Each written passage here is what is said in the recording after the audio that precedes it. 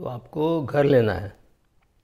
अच्छा, ये घर आपको लेना है या आपके आजू बाजू वालों के दबाव में, सोसाइटी के दबाव में, आपके माँ पिताजी ससुर सास बीवी इन सब के दबाव से ले रहे हो, या खुद को आपको सच में लेना है? या आपको लगता है कि भाई भाई मैं 30 साल का हो गया, अभी घर नहीं लूँगा तो नहीं चलेगा, आपका कोई ईगो प्रिवेंट कर रहा है कि मुझे अपना खुद का घर में रहना चाहिए? आप ये सब सोचिए, फिर घर लेने का सोचिए। अच्छा, 1980 के दशक में ये हुआ करता था कि आपको करीबन 50% खुद का पैसा डालना पड़ता था घर लेने के लिए। लेकिन वो बढ़ाते बढ़ाते अभी उन्होंने उसको 90 95 100% तक कर दिया कि आप 1 रुपया डालिए, बाकी बस कुछ मत डालिए, बाकी हम कर लेंगे। आपका रजिस्ट्रेशन का भी पैसा दे देंगे, आपका घर का फर्निशिंग का भी दे देंगे, सबका दे देंगे, स्टैम्प ड्यूटी भी दे देंगे। ये गलत है। आपको इतना लोन नहीं लेना चाहिए। वो इतना लोन इसलिए दे रहे हैं कि उनके पास बहुत ज़्यादा पैसा है। आपको ये देखना है कि आप कितना रीपे कर सकते हो। तो आप 50% घर का खुद डाल दोगे तो इसमें फ़ायदा ये होगा, आपका ईएमआई जो है वो कम होगा। या तो आप छोटा घर लेंगे, आप बड़ा घर लेने की चेष्टा नहीं करेंगे, या तो आप जगह बदलेंगे।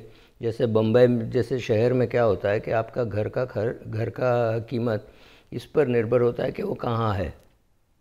मैं बांद्रा की तो बात तक नहीं कर रहा हूँ, लेकिन आपको अंधेरी में लेना है, मीरा रोड में लेना है, या दहानू में लेना है, दहीसर में लेना है, वो तब आपको पता चलेगा जब आप खरीदने जाते हो कि इतना अंतर क्यों है। जहाँ पे आपको 1 BHK भी नहीं मिलता है, दूसरी जगह में आपको 3 BHK मिल जाएगी।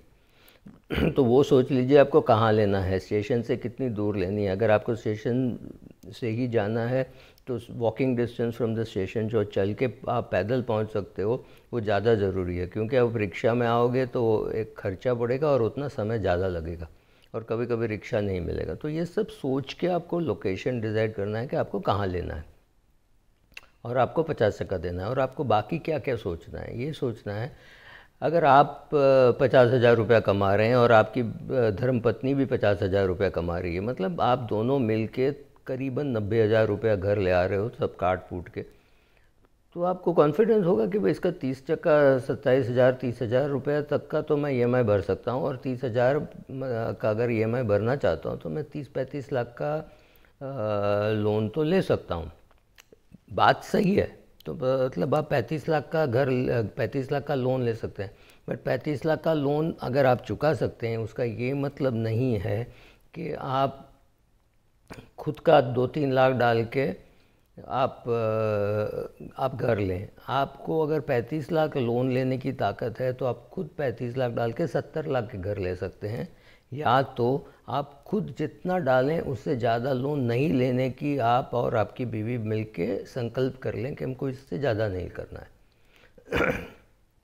ये मैं क्यों कह रहा हूँ, क्योंकि अभी आप बहुत जवान हो, आपके बच्चे नहीं हैं। अगर आपके बच्चे होने वाले हैं, अगर आपकी बीवी प्रेग्नेंट हो जाती है, पेट से हो जाती है, तो और डॉक्टर ने कहा कि आपको अभी नौकरी नहीं करनी चाहिए, आपको बेड रेस्ट लेना चाहिए, या तो सिर्फ इतना ही कह दिया कि आप ऑफिस को तो जा सकते हो लेकिन ट्रेन में नहीं जा सकते हो, मतलब तो ना के बराबर ही हुआ। अगर आप बहुत दूर रह रहे हैं और बॉम्बे में अगर ट्रेन से नहीं जा सकते हो, मतलब नहीं जा सकते हो, और रोड से जाने में बहुत दिक्कत आएगी, समय बहुत लगेगा, तो मतलब 6-8 महीने शायद आपको वो पगार नहीं मिलेगा। और बाद में 6 महीने उनको सैलरी मिलेगी नहीं मिलेगी पता नहीं। अच्छी कंपनी होगी तो 6 मंथ पेड हॉलीडे देती है, और छोटी कंपनी होती है तो बोलती है आप रिज़ाइन कर लो और फिर ज्वाइन कर लो।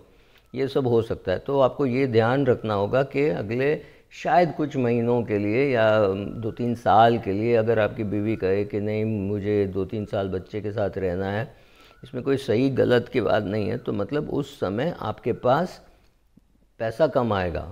करेक्ट। अगर आपकी बीवी आज बोलती भी है कि नहीं मैं नहीं लेने वाली हूँ छुट्टी, याद रखिए मन बदल सकता है। उनकी शारीरिक ज़रूरतें ज़्यादा ज़रूरी है, तो बोले नहीं मैं नहीं काम कर सकती हूँ, डॉक्टर ने मुझे और ज़्यादा रेस्ट बोला है, तो फिर आपको सोचना पड़ेगा ये सब कि आप ईएमआई भर सकते हैं कि नहीं। तो मतलब ऐसा ईएमआई चुनिए जो आप एक पगार से आराम से भर सकते हैं।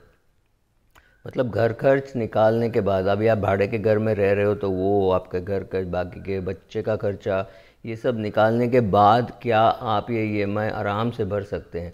जब आप ये सब सवाल पूछेंगे तो आपको लगेगा हाँ मुझे 35 लाख का लोन तो मिल रहा है, लेकिन मुझे लेना चाहिए सिर्फ 20 लाख या 15 लाख।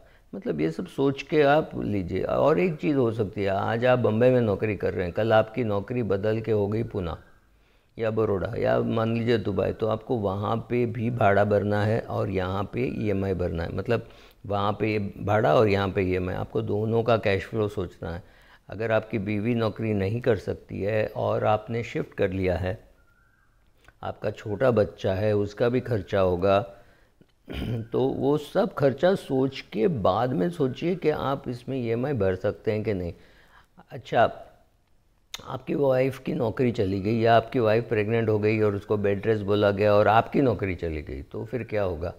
क्या आपके घर में कोई है जो बोले कि नहीं मैं 6 महीने का ईएमआई मैं भर दूँगा, आप उसकी चिंता मत करो? मतलब आपके पिताजी बोलेंगे ऐसा है, तो बाहर वाला तो बोलेगा नहीं, बड़ा भाई पिताजी कोई बोले कि ठीक है मैं ईएमआई 6 महीने के लिए भर देता हूँ, 8 महीने के लिए भर देता हूँ, ऐसा कोई है? अगर ऐसा कोई नहीं है तो आपका ये घर बिक जाएगा और नीलामी होगी या जो भी होगा रीपोसेस होगा, और वहाँ पे आपको बहुत घाटा होगा, क्योंकि बेचने वाले को पड़ी ही नहीं है कि कितने में बिकता है। उसको पता है मेरा पैसा निकलेगा, और उसमें आपने डाउन पेमेंट की है, आपने स्टैम्प ड्यूटी भरी है, वो सब तो आपको मिलेगा नहीं। ठीक है, तो ये सब आप सोचिए घर लेने से पहले। घर लेने के बाद ये सब सोच के कुछ फ़ायदा नहीं है। और आप वहाँ लीजिए जहाँ आप अफोर्ड कर सकते हैं, बहुत बड़ी घर लेने की भी ज़रूरत नहीं है। आपकी नौकरी चली गई तो क्या होगा? आपने नौकरी ट्रांसफ़र कर ली तो क्या होगा? आपकी बीवी की नौकरी चली गई तो क्या होगा? आपकी बीवी प्रेग्नेंट है और आपकी नौकरी चली गई तो क्या होगा?